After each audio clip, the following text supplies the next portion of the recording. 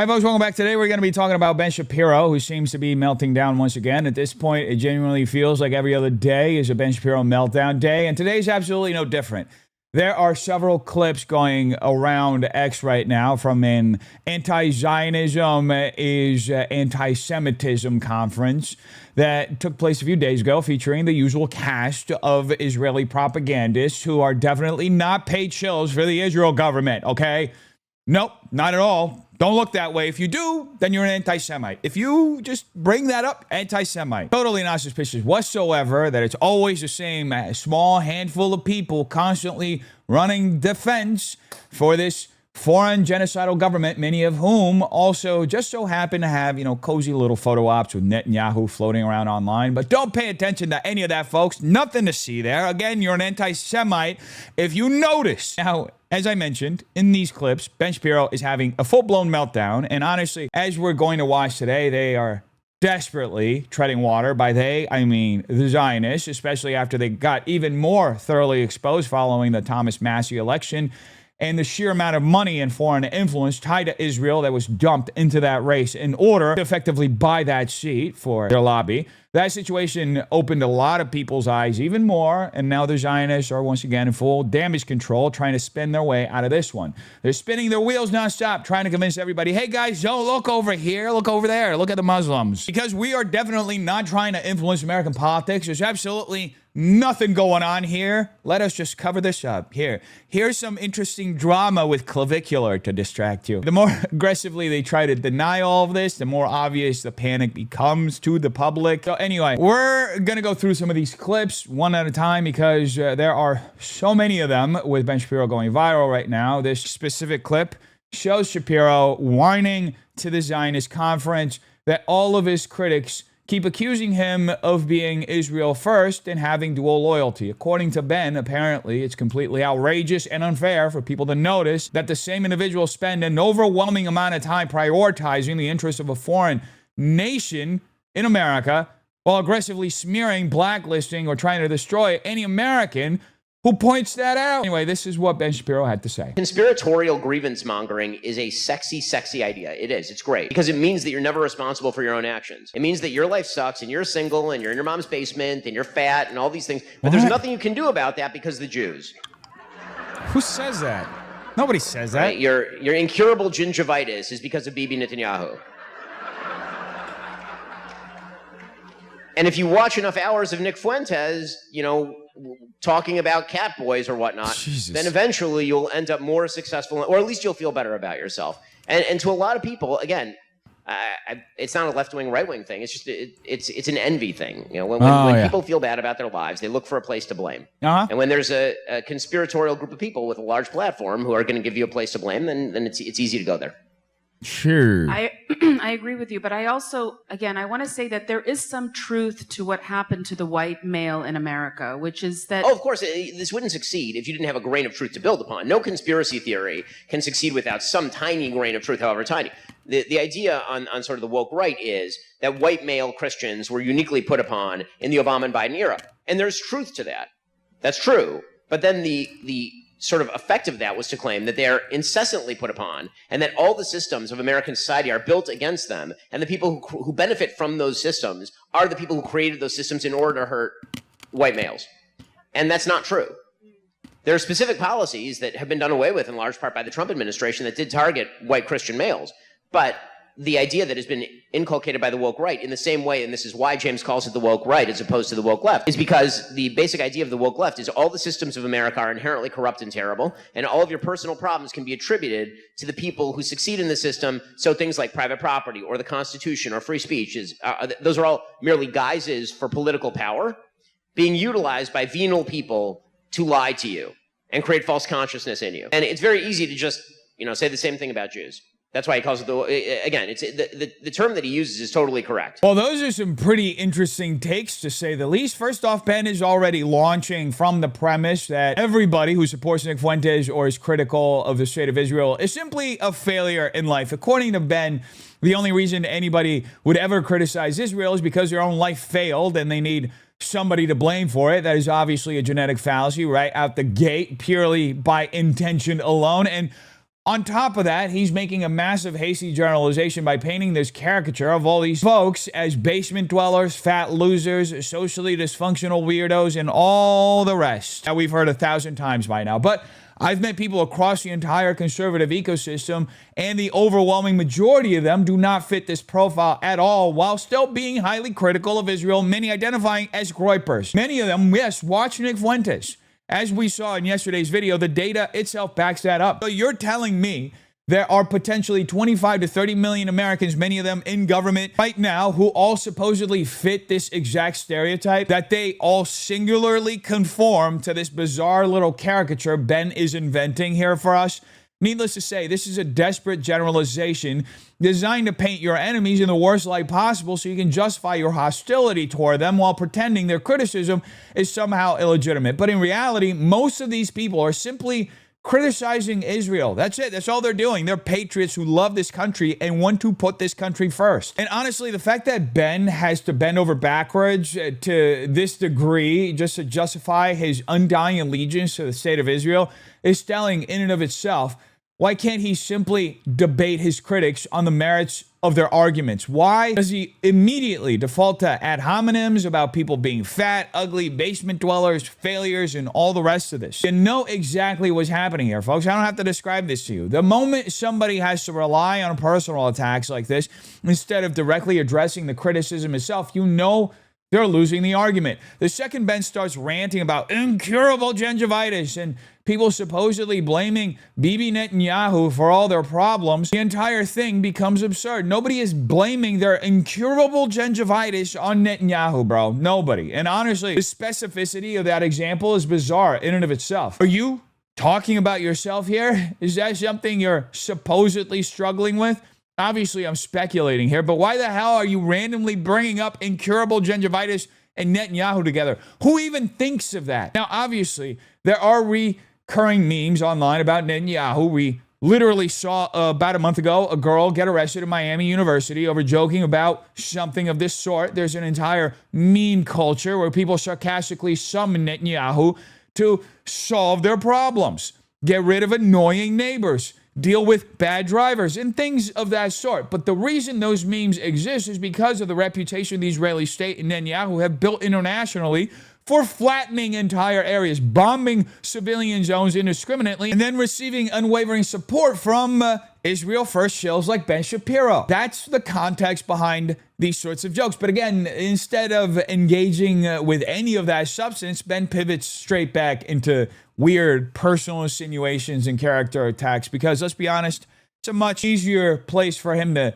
try to win this argument from. And speaking of that, Ben also seems to have this bizarre obsession with catboys because he keeps bringing this up over and over again. Obviously, there are photos of Nick Fuentes with so-called self-described catboys. That's completely beside the point. We're not talking about catboys right now. We're talking about criticism of Israel. We're talking about a foreign state that gets unconditional support by the American government genociding entire swaths of people. Yeah, Ben keeps obsessively circulating back to insinuations about Nick Fuentes' sexual behavior or weird internet behavior. How does that add to the argument at all? Why is that relevant? Once again, this is how you know they lost the argument. They cannot debate the criticism itself, so instead they have to discredit the people making the criticism through some weird mockery or insinuation about their sexual proclivities or social smears.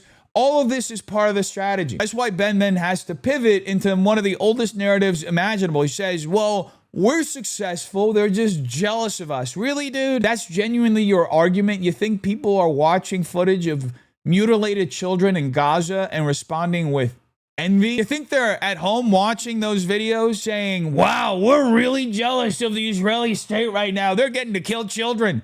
You think Americans are living in the most prosperous nation in human history or sitting here wishing they could just emulate the carpet bombing campaigns that Israel's doing overseas? Really? It's really telling that Ben has to frame it this way because he's accidentally, or not so accidentally, drifting into territory he probably doesn't even realize he's implying, because what he's indirectly alluding to is the idea that people are supposedly envious because Jews run everything or possess disproportionate influence and power. That's where this rhetoric starts drifting, whether he intends it or not. It's essentially saying the quiet part out loud while simultaneously accusing everybody else of noticing it.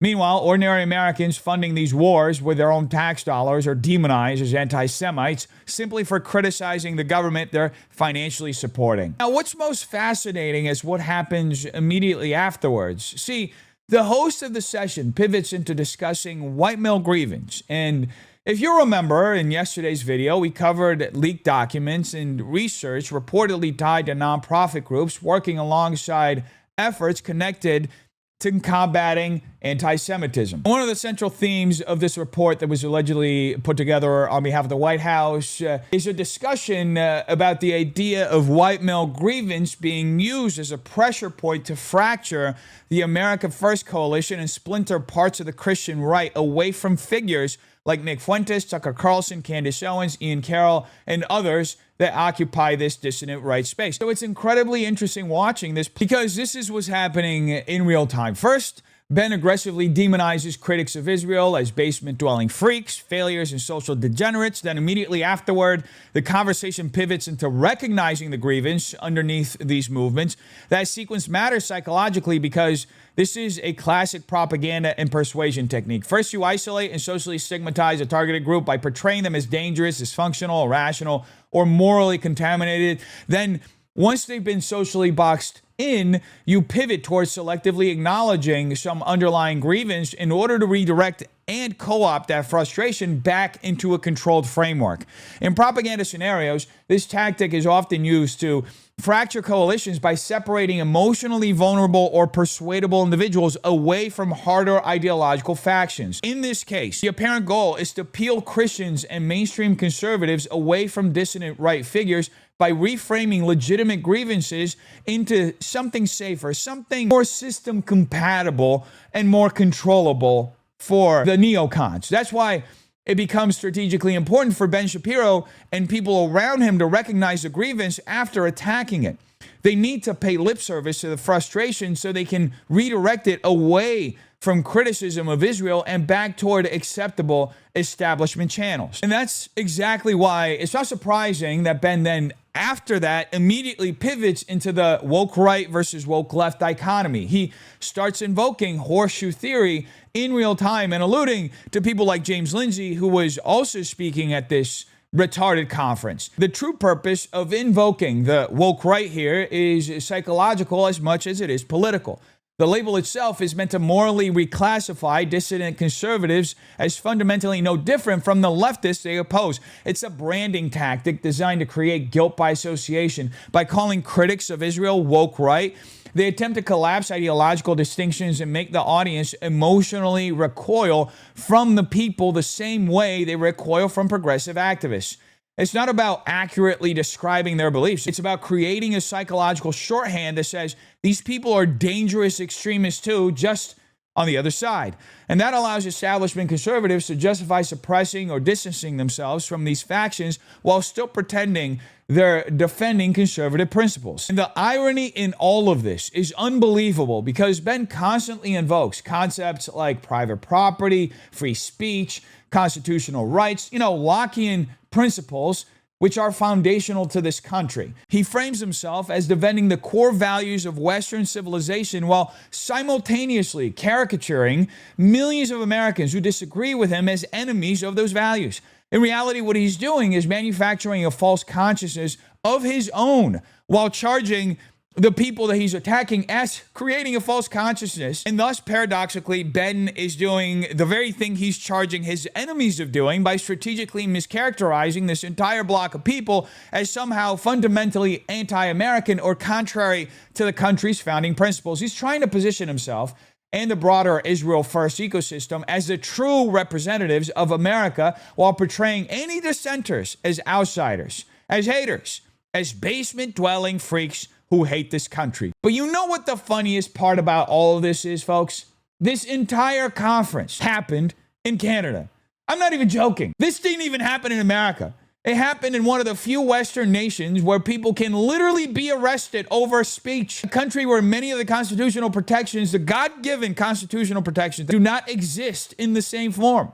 So you have these people like Ben, these Zionists, these Israel firsters, lecturing everybody else about free speech, liberty, constitutionalism, and the foundations of America, while hosting the entire thing outside the United States in a country with vastly more restrictive speech laws. I mean, the irony basically writes itself. These people are retarded. Here's another question for you, again, talking about the woke right. But another layup. Something even more sinister. You know, people like sinister. Megyn Kelly.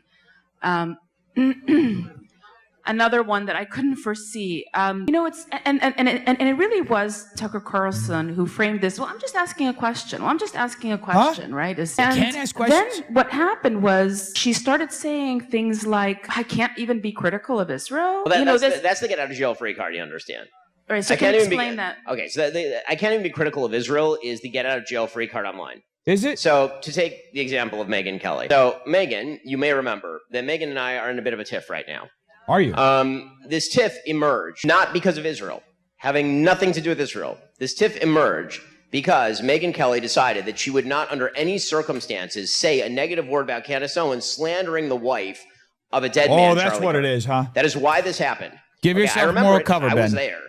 Right? We were on a stage, and this literally came up, and we were talking about Tucker Carlson. And Tucker Carlson's insane conspiracism. And she was asking why I couldn't be friends with Tucker. And I said, I'd be happy to go fishing with Tucker, but that has nothing to do with whether he is right or wrong on principle. He's wrong on principle and he says evil things.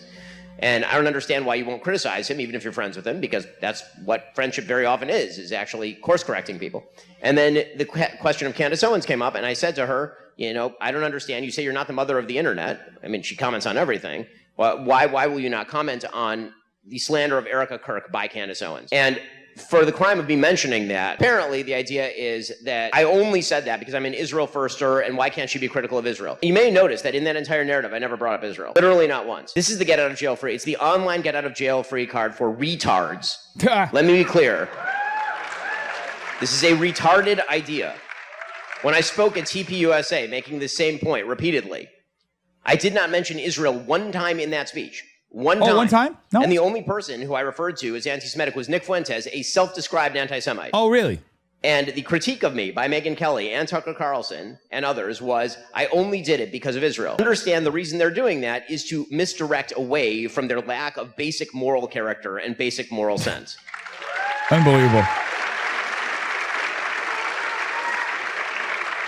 And, of course, to not so subtly imply that the only thing that I care about in the world is Israel, because I'm an Israel firster with dual loyalty and all the usual tropes. This entire section was very interesting because Ben and his Zionist co-host start off by very clearly showing that they have a problem with people simply asking questions. Why is that? Why is that the one topic you seemingly cannot ask any questions about is Israel? Why is it that whenever a media figure, a commentator, or politician starts asking questions about Israel, they suddenly risk losing their livelihoods, their platforms, their relationships, or in some cases, their actual political career? In the case of Thomas Massie, we literally watched enormous amounts of money flood into his race while AIPAC openly celebrated removing him just because he dissented to their unconditional support of Israel. These are all reasonable questions. Why can't people ask them? Why does even basic scrutiny suddenly become unacceptable the moment Israel enters a conversation? And then, right on cue, Ben pivots into calling out the "you can't even criticize Israel anymore" framing, as if that concern is somehow irrational or made up. But the reality is, it's not irrational at all. It's a perfectly reasonable concern based on observable behavior. As we've seen repeatedly, criticizing Israel inside American politics and the media infrastructure often carries consequences that simply do not exist for criticism of nearly any other foreign government. Again, the Israel firsters and Zionists are showing this to us yourselves. We're not inventing this behavior out of thin air. We are describing behavior that is openly happening in front of everybody's eyes. Maybe if the entire political and media ecosystem surrounding Israel stopped behaving in this manner and focused on something actually productive for Americans and American society, people would stop talking about this. But instead, the response is always more censorship accusations, more moral smears, more social pressure, and more attempts to delegitimize anybody asking questions. Pointing that out is not some get-out-of-jail-free card, the way Ben implies. It's simply acknowledging observable reality. And look, I know Ben struggles with being in communion with the truth, but objective reality still remains objective reality. Now, what's ironic is that Ben himself keeps bringing up Israel into the discussion constantly while simultaneously acting offended that people continue talking about it. Obviously, that's a rhetorical point, but it matters because he repeatedly frames criticism of Israel as inherently suspicious while he himself cannot stop centering Israel in these conversations. Then he pivots into talking about his fallout with Megyn Kelly, wrapping the entire thing in this emotional and moral framing to justify his criticism. He says Megyn Kelly won't call out Candace Owens over her attacks on Erica Kirk. But why exactly is Megyn Kelly obligated to publicly condemn Candace Owens? What duty does Megyn supposedly have here? They are two independent women in conservative media. They can agree, disagree, collaborate, or distance themselves however they choose. There is no moral obligation requiring Megyn Kelly to act as some disciplinary authority over Candace Owens. And beyond that, Candace Owens is completely within her rights to criticize Turning Point or anybody associated with it. She is far from the only person doing so, by the way. There are plenty of conservatives, libertarians, populists, independents, and even non-political people who criticize Turning Point or criticize the broader pro-Israel ecosystem within conservative politics. That is their God-given right to do so, by the way. That is protected speech, by the way. And once again, we see the same rhetorical pattern Ben keeps using. Look at the way he talks about Megyn Kelly. He refers to her sarcastically as the mother of the internet. And by the way, as we saw a few days ago, he also called her Grandma Groyper, clearly attempting to associate her with a dissident right, despite the fact that Megyn Kelly has never openly aligned herself with Nick Fuentes or the dissident right as a movement. But that's the point. The goal is not accuracy. The goal is associative contamination. The psychological tactic here is extremely deliberate. By attaching labels like Groyper, woke right, extremist, anti-Semite, or conspiracy theorist onto people who merely criticize Israel or platform dissenting voices, the objective is to socially isolate those individuals and discourage others from engaging with them. It's a form of reputational warfare. The idea is to create subconscious emotional reaction in the audience where simply being associated with certain people becomes toxic enough that others back away preemptively. This is not about debating arguments on merit. It's about narrative containment. So it's without surprise that Ben then says something especially strange. He says, "I'd be happy to go fishing with Tucker."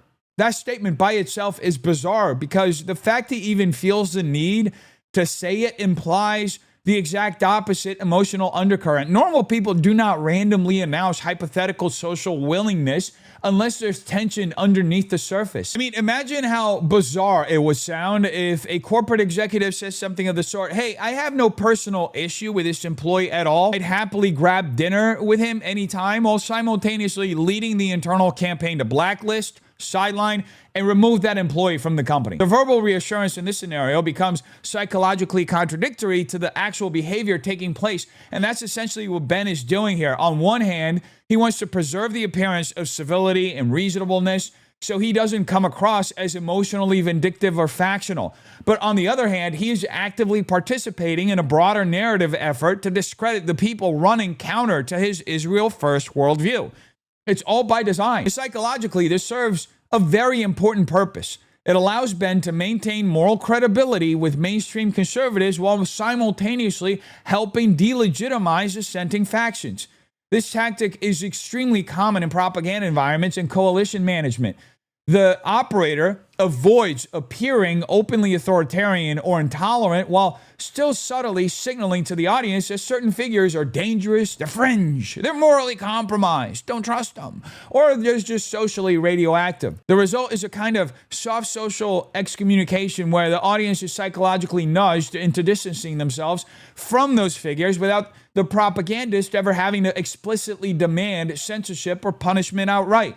It's reputational manipulation designed as some form of concern, of, civility or some kind of moderation that truly doesn't exist when you look at all their cards on the table. And by the way, further into his response, Ben talks about his AmFest speech, and while he is technically correct that he did not explicitly mention Israel during his Turning Point speech last December, anybody with pattern recognition understands exactly what Ben was doing.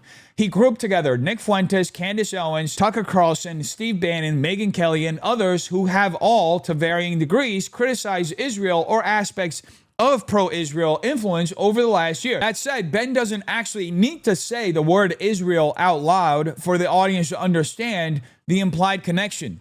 That's the entire strategic value of subtextual framing. Psychologically, this allows him to create a broad coalition of problematic individuals inside the audience's mind without directly engaging with the core criticism that they're presenting. Instead of debating arguments individually, he merges everybody together into a single emotionally loaded category, Griper or woke right, kind of how he did here just a moment ago. This is another classic propaganda tactic. Flatten distinctions between different people, different motivations, and different criticisms into one generalized threat cluster that can then be morally dismissed as a collective. But perhaps the most interesting part of all of this is when Ben once again begins attacking the moral character of the people that he's lumping together instead of actually addressing the substance of their arguments, just like earlier when he caricatured critics of Israel as basement dwellers and failures. Anyway, what really stood out to me is when he later pivots to the nicknames that people give him, Israel firster and accusations of dual loyalty and so on. He dismisses all of this as the usual tropes, which is fascinating because Ben says this while actual clips of him saying things like this exist on the internet. I think to think that that's why the existence of the state of Israel is the single greatest guarantor of my loyalty to the United States, frankly. Right? Because Why? Israel exists, that means the United States is going to be a more welcoming place for me because Israel is there as a backstop in case anything should go wrong. And there you go, straight from the horse's mouth. This is Ben Shapiro quite literally saying that his loyalty to the United States is conditional upon the state of Israel. That is bizarre, to say the least. Honestly, it's one of the strangest statements I've ever heard from an American public figure. The idea that loyalty to your own country, the country that gave you everything, is somehow contingent upon a foreign government. That is an absolutely wild thing to say out loud. And look, at face value, that sounds treasonous. It really does. When an American openly frames loyalty to the United States as conditional upon another nation, people are obviously going to react strongly to that. That is the clearest reason why these accusations and concerns continue to exist in the first place. You can't spend years attacking people for raising questions about dual loyalty and then make statements that directly reinforce those concerns with your own words. And look, I don't think it's crazy or anti-Semitic for people to point this out. This guy literally said it himself. See, you're kind of tired and over it. It's exhausting to have to, again, it's, I have 4 kids going on 5. And if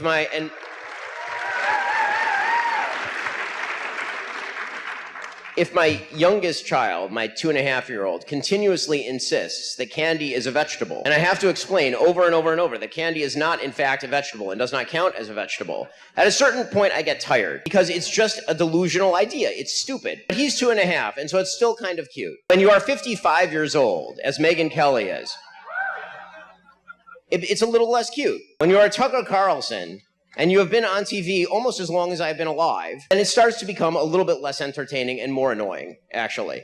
And honestly, I have to say, my annoyance has grown with the people who sort of watch this trash and then treat it as though it is worthy of some sort of respect.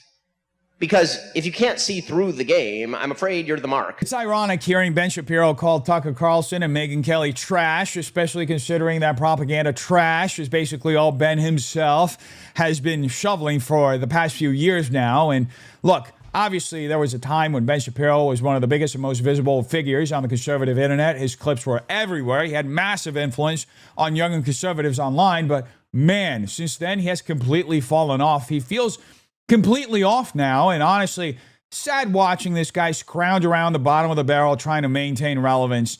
The desperation practically radiates through the screen. The bitterness, the anger, the resentment, all of it is incredibly noticeable. This is a man who very clearly seems furious that the narrative is slipping away from him and that more and more people are no longer buying what he's selling. But hey, at least you still have Israel, brother. Anyway, one of the more interesting attacks Ben launched at this conference is something that honestly won't surprise most people at this point. Ben took direct shots at Catholicism and the Pope, which lines up in an attack vector we've seen multiple figures tied to the administration and the broader conservative establishment engaged in over the last year. And interestingly enough, they've often used Catholics themselves to do it. You had J.D. Vance publicly attacking the Pope about a month and a half ago. You had Marco Rubio criticizing the Pope. You even have figures like Jack Posobiec. And yes, this part is more speculative, framing the Pope as woke during several different controversies. Now, obviously, it's easier to verify coordinated messaging when it's coming directly from administration officials or former administration figures who are closely tied into those networks. With influencers and media personalities, the line becomes blurrier. You can't always prove coordination outright, but what was undeniably strange was watching all of these prominent Catholic-adjacent political figures on the right suddenly begin attacking the Pope at the exact same time, particularly when the Pope was criticizing war escalation and calling for peace regarding Iran. The timing felt extremely coordinated, to say the least. And the main framing they kept using was that the Pope is somehow woke, which is honestly absurd, especially in the case of this Pope. This is not a woke Pope whatsoever, okay, folks? I don't even think I should have to explain that, but for the sake of clarity, I will. This Pope has openly stated that gay marriage is not real marriage. He has defended the unborn. He has spoken about the importance of national identity. He has told immigrants they should respect and in some cases return to their own countries rather than to try to immigrate somewhere else. There is nothing remotely progressive or culturally left-wing about this Pope in the way these people attempt to frame him.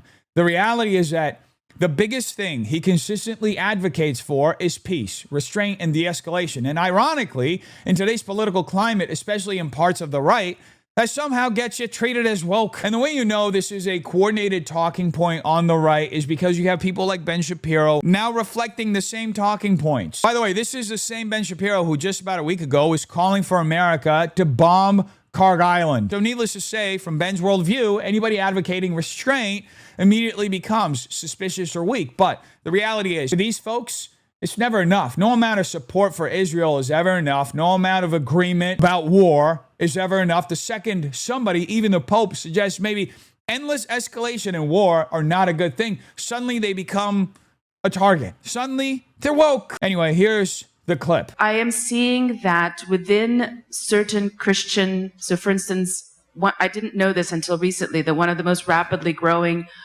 denominations is Catholicism. It's not a denomination, dude. And I'm being very, very careful right now, okay? Because I think Charlie Kirk is an amazing man, was an amazing man. But I remember he did kind of a survey, almost a focus group with young Christian guys. And he started asking questions about Israel. And I don't understand why. I'm still trying to understand what's going on there. Well, I mean, again, I don't think every Christian denomination is, equivalently having this problem. Evangelical Christians are still overwhelmingly pro-Israel. There are a couple of things that are happening religiously in the United States. One is that religion in America, despite what I wish to be the case, continues to be in a state of secular decline. It's sort of flatlining, and it kind of hit bottom. It isn't really recovering. It's kind of flatlining or still going down in terms of sort of generalized religious practice. The people who are religious are becoming more right-wing, meaning that they are going to church more often, for example. And I think that's a very good thing. I will say that it depends which church you go to. So there is a sort of wing of fringe Catholicism that is not in line actually with mainstream Catholicism that has embraced a radically anti-Israel and I would say pre-Vatican II view of Judaism, and in some cases a medieval view of Judaism. And I think that again, is reactionary. I think it's in response to a liberal church under Pope Francis and under Pope Leo. And so you're seeing people responding with, let's go back to that old-time religion. And in some cases, the old-time religion is great. And in some cases, that old-time religion is 13th century Catholicism, which wasn't amazing for Jews. First off, right off the rip, Catholicism is not a denomination. If you want to have a debate about Catholicism and theology, at least understand the basic framework of what you're talking about. Catholicism is the church. Everybody else is a denomination. I'm sorry to my Protestant brothers and sisters, but that is historically how this works. The Protestant denominations broke away from the church. That's literally why they are called denominations. So when somebody immediately starts this conversation by referring to Catholicism as just another denomination, they are already misunderstanding the very institution they're attempting to critique. And honestly, that matters because the entire framing of this conversation from Ben Shapiro is built on a misunderstanding and mischaracterization of Catholicism itself to serve his political ends. And it's bizarre, but also incredibly telling that Ben Shapiro tries to frame growing Catholic criticism of Israel as some kind of fringe schismatic reaction against Vatican II, Pope Francis, or Pope Leo. He's essentially implying that Catholics who are increasingly critical of Israel are somehow drifting into radicalism, medievalism, or rejecting the modern church. But that's not what's happening at all. The reality is that there have been debates and tensions surrounding Vatican II within the Catholic Church for decades, long before the current conflict in Gaza or modern debate surrounding Israel.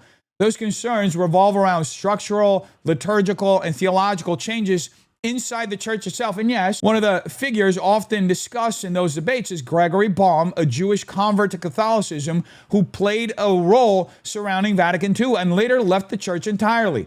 Naturally, some traditional Catholics look back at that period critically and ask questions about the direction the church took afterward. That is not some brand new anti-Israel phenomenon Ben just discovered. And what makes Ben's framing even stranger is that he lumps Pope Francis and Pope Leo together as if they represent the exact same faction, while simultaneously implying critics of Israel are schismatic, resisting modern Catholicism. Meanwhile, Pope Leo himself has signaled openness toward disciplining or even potentially excommunicating elements like the SSPX, which is one of the most visible traditionalist Catholic groups associated with preserving pre-Vatican II liturgy and doctrine. So Ben's narrative completely collapses in and of itself because he's trying to flatten multiple internal Catholic dynamics into one simplistic explanation centered around Israel. As always, he centers everything in Israel, huh? But the actual reality inside Catholic Church is far more complicated than anything Ben attempts to describe here. And beyond all of this, the broader premise Ben is pushing simply doesn't line up with the data or with observable reality. As we discussed yesterday, criticism of the state of Israel is not exclusive to Catholics, traditional Catholics, Protestants, conservatives, liberals, or even religious people at all. The polling and public sentiment increasingly shows criticism of Israel cutting across religious and ideological lines. Catholics and Protestants alike are expressing discomfort with what they are seeing. Even non-believers are deeply critical of the Israeli state right now. So trying to reduce all of this to radical anti-Vatican II Catholics is not only dishonest, it's transparently manipulative. And honestly, this framing has become a recurring narrative among Zionist commentators. It genuinely feels like they all received the same script. The moment Christians, especially Catholics, begin criticizing Israel, the immediate response becomes, oh, these are just extremists. These are pre-Vatican II radicals. These are medieval anti-Semites. But that is not what's actually happening. What's happening is that ordinary human beings with functioning eyes, ears, and moral instincts are watching the level of destruction unfolding in Gaza and southern Lebanon and concluding that something is deeply wrong. They're seeing entire civilian areas flattened. They're seeing massive displacement. They're seeing footage of mutilated children in destroyed neighborhoods. They're seeing reports that millions of people have been displaced. And regardless of what people think about Hamas or regional politics, many people are looking at the scale of destruction and saying, hey, this does not seem proportionate. That is the actual source of the backlash. It's not some mystical resurgence in 13th century Catholicism. It's not medieval theology. It's not a secret Vatican II rebellion. It's ordinary people reacting to extraordinary levels of violence and destruction in real time. But instead of engaging with that moral concern honestly, Ben Shapiro tries to psychologize and pathologize the critics themselves. He reframes them as radicals, reactionaries, extremists, or relics of some darker era because it's easier to delegitimize people than to directly answer the underlying criticism that Israel is a genocidal state. And what's especially ironic is that Ben talks about old-time religion as if traditional Christianity itself is inherently dangerous when applied critically toward Israel. But traditional Christianity, including Catholicism, has always emphasized concepts like proportionality, like just war theory, protection of civilians, moral restraint, and human dignity. So when Christians watch bombs level civilian areas and then raise ethical concerns about it, they're not suddenly becoming extremists. In most cases, they are applying the very moral framework their faith has always taught them to apply. And that's the deeper issue here. What Ben Shapiro is actually reacting to is not some fringe Catholic uprising. He's reacting to the fact that more and more Christians, Catholics included, are no longer automatically accepting the framing that every criticism of Israel is illegitimate, hateful, or anti-Semitic by default. And that shift is creating panic because the old social pressure tactics that Ben and his ilk love to go with simply are not working the way they used to. So the neocons are going to have to find a new way to warmonger, I guess. Anyway, folks, you tell me what you think in the comments down below. Hope you have a terrific day. Peace.